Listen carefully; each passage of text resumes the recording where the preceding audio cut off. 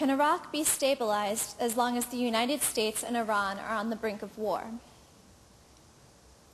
And who wants to take that first? Jessica Mathews. Okay. Well, I think the question, I hope we're not on the brink of war with Iran. That's a separate choice. And so I think the question kind of conflates two different issues. Here is the truth, though. No failing state, and Iraq is one, can be stabilized without the collaborative involvement of the neighbors.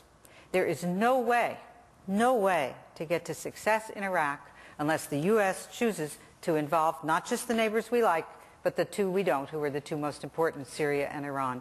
And that is one of the big reasons that the current involvement, since the administration refuses to do that, is failing and will fail unless we can turn that around. Fred Kagan. There's this mythology out there that if only we would talk to the Iranians more, they would somehow be helpful, and I don't understand what the factual basis for that is. The interesting thing, and Ryan Crocker has been explicit about this, we have been meeting with the Iranians. He has been meeting with them.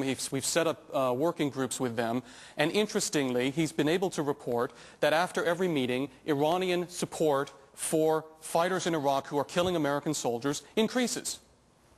So I'm very curious to understand what the factual basis is for the assertion, because this is a critical point.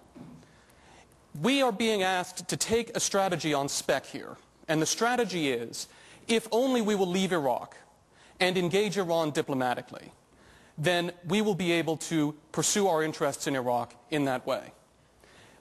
The burden of proof is on those who advocate that strategy to say, this is why we should imagine that Iran could in fact be helpful. This is why we should imagine that it will in fact be possible to deal with Iraq's problems with Iran's cooperation.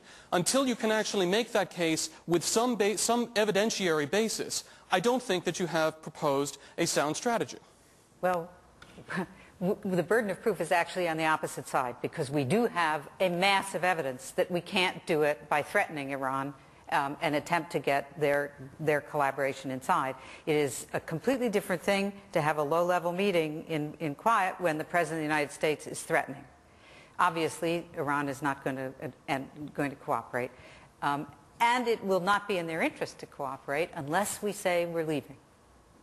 Well, I would just say I'm befuddled by the notion that appeasement is going to work with the clerical regime, because that's essentially what we're talking about here, that we're going to achieve some bribe that they are going to say, all right, that's sufficient. I'm no longer going to train the radical elements of the Mahdi army. I'm no longer going to send in weaponry that's killing Americans every day. In 2003, they weren't doing that. In 2003, they were quaking before the Americans because they thought, oh, we have the Americans on Iraq, we have the Americans on Afghanistan. In fact, they look so powerful, let's leave them alone.